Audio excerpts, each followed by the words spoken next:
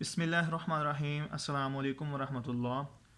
Students, आज हमारा topic second year biology chapter number 15 का लेक्चर नंबर 3 है। Osmo regulation in different environments, मुख्तलिफ माहौल के अंदर ओस्मो रेगुलेशन किस तरह से सर अंजाम देती है उसको हम लोगों ने देखना है।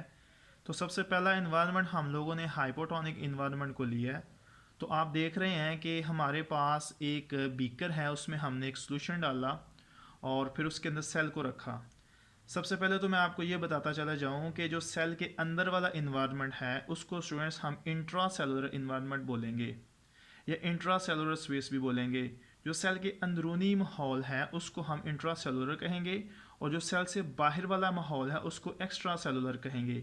एक्स्ट्रा का जो ई एक्स है इसका मतलब आप एक्सटर्नल ले सकते हैं कि सेल से बाहर जो माहौल है वो एक्सटर्नल है, लिहाजा ये एक्स्ट्रा सेलुलर सेल के लिहाज से बनेगा। तो स्टूडेंट्स, जो एक्स्ट्रा सेलुलर यानी कि एक्सटर्नल इन्वायरमेंट है, अगर उसके अंदर सॉल्ट की क्वांटिटी, सॉल्ट की अमाउंट जो है वो लेस हुई तो फिर हम उसको हाइपोटोनिक इन्वायरमेंट कहेंगे, और अगर उसके अंदर मोर हुई तो उसको हाइपर बोल देंगे, और दोनों की अगर सेम हुई तो उसको आइसो बोल देंगे। आइए हम इसको थोड़ा सा डिटेल में देखते हैं। हाइपरटोनिक और हाइपोटोनिक और आइसोटोनिक में जो पहला हमारे पास इन्वायरमेंट है वो है हाइपोटोनिक। और हाइपोटोनिक को अगर तोड़ें तो हाइपो का मतलब लेस यानी कि कम, टॉनिक का मतलब सल्यूट यानी कि सॉल्ट होता है। तो इस इन्वायरमेंट के अंदर लेस सॉल्ट होगा, लेस अमाउंट ऑफ सल्यूट होगी। आइए देखते हैं जी, फर्स्ट हमारा पॉइंट इसके बारे में क्या कह रहा है। एक्सटर्नल इन्वायरमेंट यानी कि बाहर वाला माहौल, सेल से बाहर वाला यही बन रहा है। लेस कॉन्सेंट्रेटेड, कम गाढ़ा होगा, कम सॉल्ट होगा। जाहिर बात है उसको गाढ़ा किसने करना है, सॉल्ट ने। सॉल्ट कम है लिहाजा लेस कंसनट्रेटेड होगा। देन इंटरनल इन्वायरमेंट यानी कि जो अंदर वाला माहौल है उसमें ज़्यादा सॉल्ट है, बाहर वाले माहौल के अंदर कम सॉल्ट है, बाहर वाला कम कंसनट्रेटेड है, लेस कंसनट्रेटेड है, अंदर वाला मोर कंसनट्रेटेड है।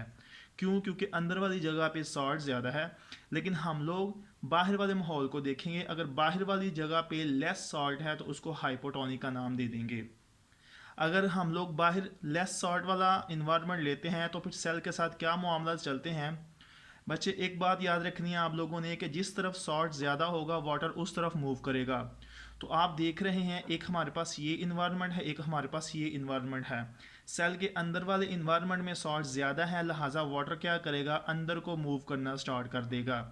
जैसे ही बहुत ज़्यादा वाटर अंदर मूव हो जाएगा तो सेल क्या कर जाएगा, टर्जिड हो जाएगा। या बाज़ मामलात में जब बहुत ज़्यादा क्वांटिटी में, बहुत ज़्यादा अमाउंट में वाटर अंदर एंटर हो जाता है तो सेल ब्रस्ट भी हो सकता है।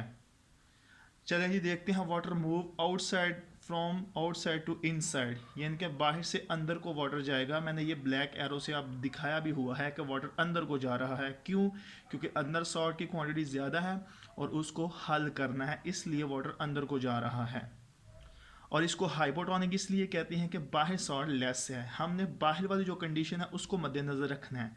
बाहर लेस होगी तो हाइपो, बाहर ज़्यादा होगी तो हाइपर, और बाहर और अंदर सेम होगी तो आइसो हो जाएगा।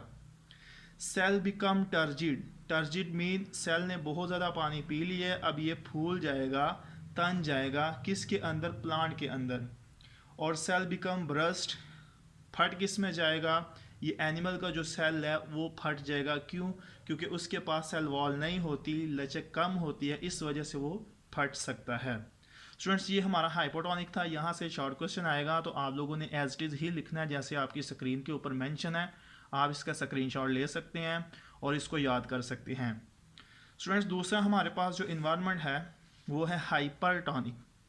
अगर हम लोग बात हाइपरटोनिक की करें तो हाइपर का मतलब ज़्यादा, मोर, इजाफी, और टॉनिक का मतलब सॉल्ट। वही बात आ गई, बाहर वाली सतह पे एक्सटर्नल इन्वायरमेंट सॉल्ट की क्वांटिटी ज़्यादा होगी, मोर सॉल्ट होगा, तो स्टूडेंट्स क्या होगा, उस इन्वायरमेंट को हम हाइपरटोनिक कहेंगे। आप देख सकते हैं इसका फर्स्ट पॉइंट है एक्सटर्नल इन्वायरमेंट मोर कंसनट्रेटेड, ज़्यादा गाढ़ा होगा, किसकी निस्बत, देन इंटरनल इन्वायरमेंट, जो सेल के अंदर वाली जगह का इन्वायरमेंट है उसकी निस्बत। तो डेफिनेटली अभी अभी हमने बात की है कि सेल के अंदर या सेल के बाहर दो इन्वायरमेंट हैं। जिस जगह पे सॉल्ट की क्वांटिटी ज़्यादा होगी वाटर उस तरफ मूव करेगा। तो यहाँ पे सॉल्ट की क्वांटिटी ज़्यादा है, चूँकि ये हाइपरटोनिक इन्वायरमेंट है तो वाटर अंदर से बाहर को आना स्टार्ट हो जाएगा। जैसे ही वाटर सारा बाहर आ जाएगा तो सेल जो है श्रिंक कर जाएगा, सिकुड़ जाएगा।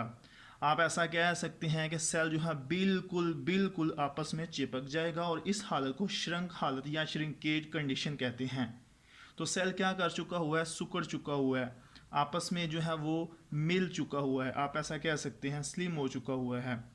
अगर हम बात करें सेल बिकम श्रिंकेज यानी कि सिकुड़ गया है, और वाटर कहाँ से मूव करेगा, वाटर स्टूडेंट्स मूव करेगा अंदर से बाहर की तरफ, तभी तो जाके सेल श्रिंक हो जाएगा। तो अगर आपको हाइपरटोनिक के बारे में आएगा तो आपने एज इट इज़ ही लिख देना है, और अगर इन दोनों में फ़र्क आएगा तो एक तरफ आपने हाइपोटोनिक और एक तरफ हाइपरटोनिक की ये सारी बातें लिख देनी है, आपको पूरे मार्क्स मिल जाएंगे। तो स्टूडेंट्स लास्ट पे हमारे पास आइसोटोनिक है। अगर इसको देखें, आइसो का मतलब सेम और टॉनिक का मतलब सॉल्ट, तो इसके अंदर सॉल्ट की क्वांटिटी जो है वो दोनों में सेम होगी, उसको हम आइसोटोनिक कहेंगे। आप देख सकते हैं ये बाहर वाला इन्वायरमेंट है, ये अंदर वाला इन्वायरमेंट है, बाहर और अंदर बिल्कुल सेम सेम क्वांटिटी में सॉल्ट होगा। तो हम इसके पॉइंट्स कैसे डिस्कस करेंगे, they have same environment external and internal, अंदर भी उतना ही सॉल्ट होगा और बाहर भी। तो फिर क्या होगा, cell remain normal, cell normal रहेगा, सेल पे कोई असर नहीं आएगा, ना ये टर्जिड होगा और ना ये श्रिंक होगा। नो टर्जिडिटी, कोई टर्जिडिटी नहीं आएगी, कोई फूलना तन जाना नहीं होगा, नो श्रिंकेज, कोई सिकुड़ना वगैरह नहीं होगा, ये नॉर्मल होगा। तो स्टूडेंट्स इस टॉपिक में से शॉर्ट क्वेश्चन आता है, अगर आपको शॉर्ट क्वेश्चन आया तो आपने एज इट इज़ ही इसको मेंशन करना है, लिखना है, आपको पूरे मार्क्स मिल जाएंगे। दुआ में याद रखिएगा। अल्लाह हाफिज़, अस्सलाम वालेकुम व रहमतुल्लाह।